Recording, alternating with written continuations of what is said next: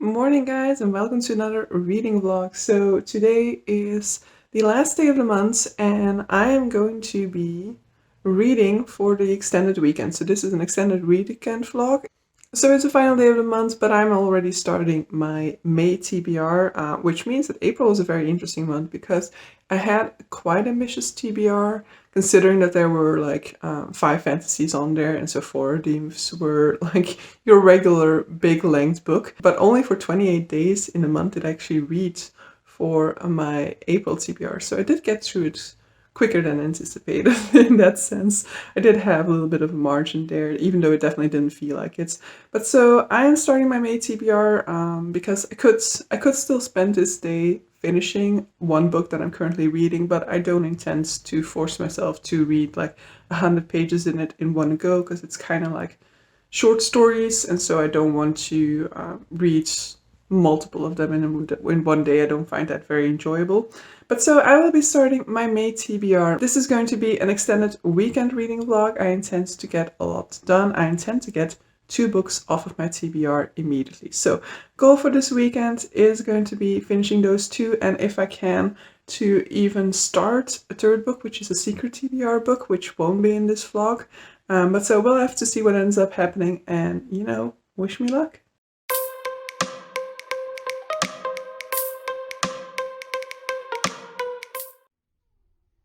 Alright, so these are the 2 books that I'm intending to finish. So Clara and the Sun by Kazuo Ishiguro.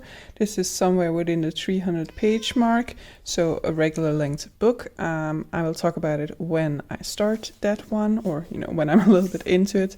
And then the second one is Tokyo Ueno Station by Yu Miri, which is under 200 pages, so a nice shorter one. I'm tempted to kind of try and finish this one today, but on the other hand, then it actually statistically would count for the month of April, I guess. So let's just keep it in May.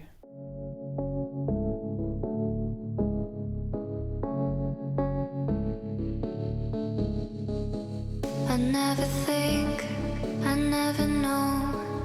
I'm stuck and left alone. I've been lost, I've been fine. My cause is not defined. Won't you kiss me? Won't you play? Won't you try me? Ain't no way I could deny you, I could try. Won't you kiss me? Ain't no way. Want you,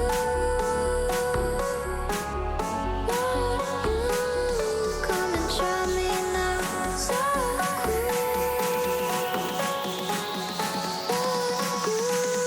come and try me now. I was never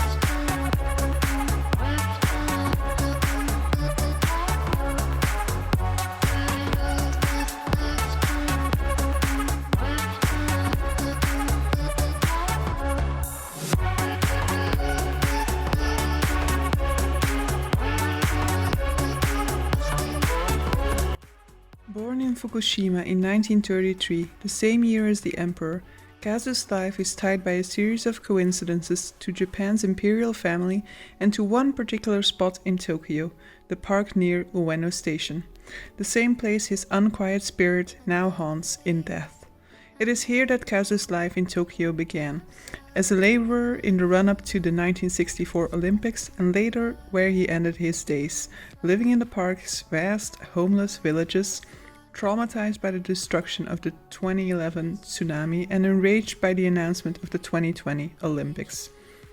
Akutagawa Award-winning author Yu Miri uses her outsider's perspective as a Zainichi, Korean-Japanese writer, to craft a novel of utmost importance to this moment, a powerful rebuke of the imperial system, and a sensitive, deeply felt depiction of the lives of Japan's most vulnerable people. Hey guys, it's 5 o'clock. I thought I should probably give you guys an update. Wow, my hair is really poofy, super dry. Whatever. So I am 120 pages into Tokyo Ueno Station. Definitely think that at this point, my goal of finishing both Clara and the Sun and Tokyo Ueno Station is really out of reach because this is a short one. So this is like 190, just under 200 pages. And Toki and Clara and the Sun is like in the 300 pages, so I can start Clara and the Sun, but that's gonna be about it, because tomorrow I am going to my parents as well for lunch, so there's less time for me to spend on reading tomorrow. But so, what have I been doing today? Really, this is Jesus, so poofy. What I've been doing today, realizing that it's a bank holiday, so yeah, based off my to-do list, you will have seen that I removed the library and the Asian supermarket from there, because I went to the library and then I was in front of a closed door, like, why is the door closed? I even went to the other entrance, and the other entrance is on like the shopping street, and that's when I realized, because every single store was closed, that it was a bank holiday. So yeah, okay, great. So in principle that's great, because I have more time for reading, but apparently I still haven't, I'm not really flying through this one, let's say. And I've also filmed another video, and I've just cleaned the floor, like really deep cleaned it. I brush it and vacuum it quite often, of course, but you know, the hardwood flooring from time to time also needs like a treatment with a certain specific soap, so I did that today. So I am exhausted from that. And now I am basically continuing reading. I will say that it is not a complete success, sadly. So I gave you guys the blurb normally. I mean, I haven't done it yet at this point in time, but I will have given you the blurb in this video that you guys are watching. Like, I'm not hating it or anything like that neither, but it's just like, I like parts of it, and then I don't like other parts of it. And the parts that I don't like is more to do with the density of it and the fact that I'm missing background for it, which is totally okay, of course, because this book is not intended for me. This book is a translated work, and for people, for Japanese people reading this, they will have a lot more of that background, because it does refer to Japanese history. And while it gives some explanation about those things that it's talking about, I still feel like I miss a whole lot of context when it comes to those things. So that is part of it. And so a lot of the sort of like criticism that is being leveled against the government or things like that, those things are kind of, you know, I can understand them to a certain level, but I'm missing some of the nuance there, and I think I'm missing some of the brilliancy there because of that. And then when it comes to the personal stuff, it's mainly a good thing. I mainly like most of the personal story, but from time to time I also feel like there was this whole passage surrounding the way in which they mourn that, I don't know, also got too dense for me, I guess. I really feel like I should have a sort of course on Japanese history and Japanese like religions and things like that for me to fully grasp every nuance to this story. So it's not necessarily the case that I feel like I'm not enjoying it because the book isn't good or anything like that. I just feel like I'm missing a lot of the background that I would need to fully love this book. So I am definitely continuing on, because there are definitely beautiful passages throughout, and so there are beautiful scenes. There can be like 30 pages in which I'm completely engrossed and absolutely loving the storytelling and things like that. But then there will be like 5 pages in which I'm like, what? You've missed me here. So yeah, it isn't a total success yet. Alright guys, so I have finished Tokyo Ueno Station. For anybody who wants to read this book, I highly encourage you guys to stick around for the authors afterward and the translators afterward when you read it. And perhaps maybe even read them before reading the book itself. And so yeah, one of these afterwards does mention the ending of this book, so perhaps you don't want to go there. You do get a lot of background if you read the afterwards into the events that inspired this book, the events that are at the background of this book. But so, I mean, my thoughts kind of remain the same in that I've just felt like I was missing a lot. But regardless of the fact that I was missing enough of the background or of the connectivity to be able to see everything that was diving into that this book was diving into, I definitely did very much enjoy a lot of it. I definitely think that the language was beautiful within it, and I think like one of the parts that I enjoyed the most was like the parts taking place within Tokyo Ueno Station itself, or within the Ueno Station Park. So the sort of like present day timeline of the story of like hearing snippets of conversations that he's picking up from the people who are living there, reading about the lives that these homeless people live there, and about the way in which they're constantly being moved. Because, for example, the emperor is dropping by, and so they need to clean out the park to give a good impression. And now, because of the Olympics, and even though the Olympics was in the sort of like blurb, we don't really get a whole lot of mentions of the Olympics, but we definitely do get that towards the end, and it's definitely dived into a lot in the afterword, for example. So I think this is a type of book that, now that I know the full sort of like scope of what it is talking about, what it is, what the background is, what made her write this book. If I'm going to reread it, I'm going to have so much of a deeper connection with it. I'm going to have so much of a deeper experience with it. Without that sort of foreknowledge, I did still enjoy this book, and I definitely think that there were some passages in there that absolutely, that I thought were absolutely worthwhile, absolutely strong. It was just a case of noticing. I really noticed that I was missing some information for me to be able to fully grasp it, and that's just normal because I'm not its intended reader. I'm going to be sitting for a while, watching some booktube probably, and then I have food coming that should arrive in like 20 minutes or so, and then I will probably edit. I guess I want to start Clara in the Sun, but I guess I'll just edit a little bit because I should do that if I want my video to go up tomorrow. So yeah, I'll do that. Basically, Sunday evening, it is just struck 6 o'clock, and I did no reading so far today, basically. So yay for my goal of finishing 2 books this weekend. I did start Clara in the Sun yesterday. I did do some reading this morning, but like 3 pages or something like that, really not much. So I did start Clara in the Sun, but I don't really have a grasp of the plot yet.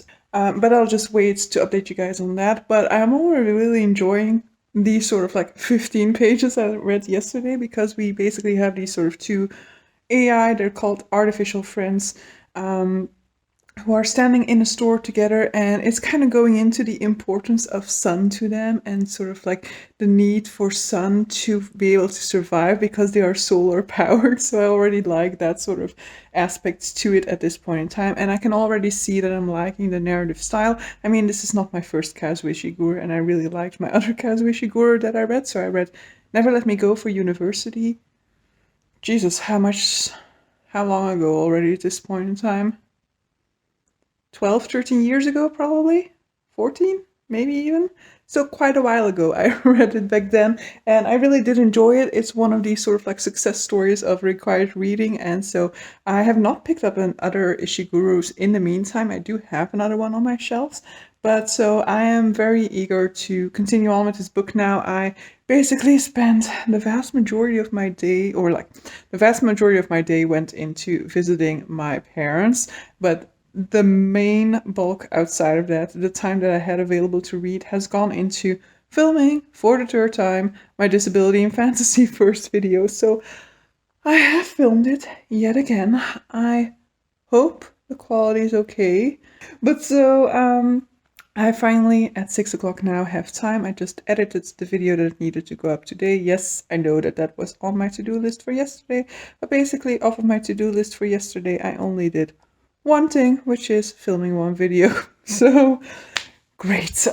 But I did film the second one today, did the editing today, and so the yoga is the one thing that I still need to do off of that list. And part of me now wants to exchange that yoga for reading, but on the other hand, yoga does really good for my body, so I should definitely be doing it. So I will be reading now. I'll be having my dinner, I'll be reading. While the video is uploading, I will be doing those things. By the time that I'm done with that, I'm hoping that it is uploaded and that I can kind of schedule the tweet. It will be too early to start doing the CC, and so at that point in time, I will read a little bit more in the book and then do yoga, and then I have the remainder of the evening to dive into some more of this book. That's a plan. In all of us, in our hearts, there's love and light that we must realize. We need to feel, we need to use. bright our lives. In all of us, in our hearts, there's love and light that we must realize. We need to feel, we need to use this warmth that could make bright our lives.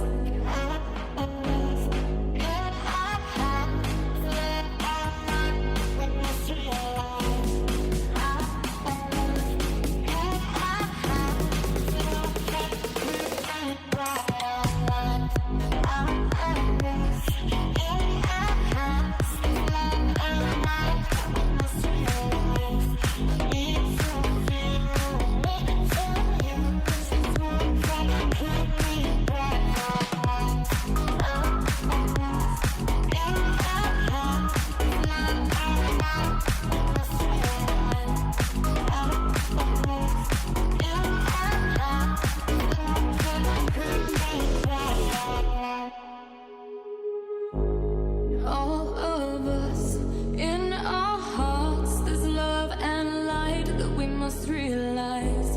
We need to feel, we need to use this warmth that could make bright our lives. From her place in the store, Clara, an artificial friend with outstanding observational qualities, watches carefully the behavior of those who come in to browse and of those who pass in the street outside. She remains hopeful a customer will soon choose her, but when the possibility emerges that her circumstances may change forever, Clara is warned not to invest too much in the promises of humans. In Clara and the Sun, Kazu Ishiguro looks at our rapidly changing modern world through the eyes of an unforgettable narrator to explore a fundamental question: what does it mean to love? Alright, some intrigue, guys. So, Clara has been purchased by this girl. This girl, like, I'm not entirely sure of what's going on here. So it seems disability representation because the girl is walking in a little bit of a weird way, and then she is like following all of these online classes, making me think that she is, you know, severely ill and cannot just go to a regular school or anything like that. But I'm starting to feel like there's a lot more to all of that, because now she needs to, like, she's having this sort of a party, a meeting in which she's meeting other young children, and the mother kind of indicated that, you know, for people going to university at this point in time, it is kind of more difficult because they don't have the social skills and because of all the online activities, making me think that what does every child in this world have online classes? And then her neighbor boy, like the neighbor boy, nice way of saying it, and then the boy who lives next door, who's kind of her best friend, he is now invited to that party, and him entering into that house apparently makes everybody take notice of him. So I'm just like, wait, is there even more than just artificial friends going on here? Is there some sort of a, I don't know, evolution in the society that I'm supposed to pick up on? Or is this all just coming across as being extremely strange because we're reading about it from the perspective of an artificial friend? And so she's not fully understanding the nuances of everything happening. So confused now. We'll just have to find out, I guess, by continuing on reading.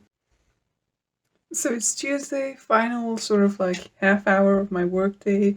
I'm still busy with Cloud and the Sun and kind of decided to extend this vlog until I finish it so that I can still give you my final thoughts on Cloud and the Sun.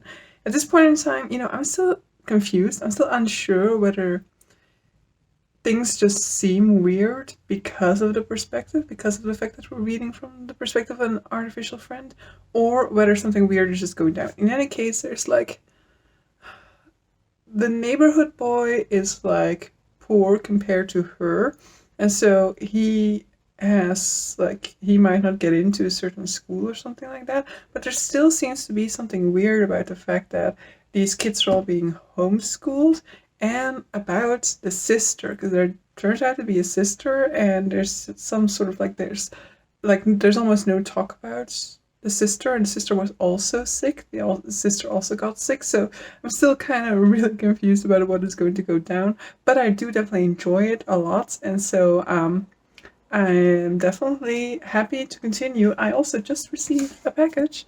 I just received Lonely Castle in the Mirror by Mizuki Tsuchimura, so this will be my next read when I finish Clara in the Sun. But so yeah, really looking forward to this one and see how gorgeous. It's also gorgeous here at the back.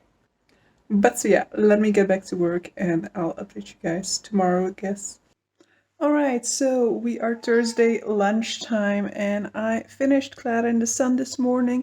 So this is going to be a super boring vlog, by the way. It's just really going to be reading updates only, I think. And maybe some yoga that I did over the weekend. But so, what to think about Clara in the Sun? I did enjoy it, definitely. But I will say that, like, once that sort of element of mystery was solved, once we knew what's kind of the element was that we weren't aware of, then I kind of lost interest to some extent. Not really interest, but you know, there was nothing really driving me through it the way that that element had kind of been pushing me through it, because had kind of been expecting for something darker to be going on in the background, and I kind of feel like we didn't do anything with that element. That element was just something that kind of was there, and then it got explained at some point, and it definitely does something. It cannot go into that because of spoiler territory, but it definitely does something thematically. However, in terms of like the plot or something like that, I kind of think I would have preferred for something to happen with that later on, because now I kind of feel like it was anticlimactic at the end. And you know, there's definitely beauty to the way that it resolves within the book, and I think that there are some interesting things being dived into. I loved the writing style, I loved the poetic nature of the book, and the book very much dives into thematics of, you know, what does it mean to be human. And it kind of touches upon things such as the ethics of scientific discovery, the ethics of where do we take artificial intelligence, how far do we go with it. And I think I really loved the narrator for this. I really loved seeing it from the perspective of the AF of Clara, and you know, seeing her vision on the world and seeing her, the way in which, you know, her mechanics impacted that, the sort of religious relationship she built with the sun, because the sun is powering her. And so there's a lot to it that I liked, but it was kind of anticlimactic towards the end. I was just expecting something to happen with that revelation that we then got at some point in the book. I was expecting something to come out of that, and it didn't. And because I was expecting something with that, it then just felt a little bit like, okay, all right. So what was the point? Which sounds like a big negative, but I mean, I still give this book like 4 stars or something like that, 4.25 or something like that, because I did definitely enjoy it and I really like the writing style and things like that. I think if you're somebody who needs plot elements, there are enough there, but as I said, the ending will then feel kind of anticlimactic if you're looking at it from a plot perspective. But you know, I think there's beautiful descriptions, there are beautiful relationships within there. It really makes you think about human nature and about, you know, what it means to love, how far one goes for love, and you know, the sort of naive, optimistic attitude of Clara really sets the tone for this book. Which then is like an interesting pairing with your own human interpretation, because from time to time you do have a different feeling about what is going down and how Clara is interpreting it. And so her optimism, you can only, like, or at least I could only be skeptical about her optimism in certain situations, and so that also creates an interesting dynamic in that sense. So yeah, I definitely did enjoy it. It's just that one downside that I have to it. And because for me the ending is an important thing, I really like, an ending can make or break a book for me, and so in this case it didn't break it, but it definitely brought it down a whole notch, and so that's just sad. So I'm definitely not giving up on Kazuo Ishiguro. I really loved his Never Let Me Go. It's been a very long time, so I actually don't remember how that storyline resolves towards the end, and I do still have another Kazuo Ishiguro on my shelves, and so I'm hoping to get around to it at some point. Actually hoping for it to find its way into my 2021 TBRs at some point still, but so yeah, that is my reading vlog. It was supposed to be an extended weekend vlog, but it is almost a week-long vlog now, because I started Friday last week and I'm ending it Thursday now, so yeah, that ended up taking longer than I had expected, but so yeah, eager to dive into my next reads for this month. So hope you guys enjoyed this one, and see you guys for a future one. Bye!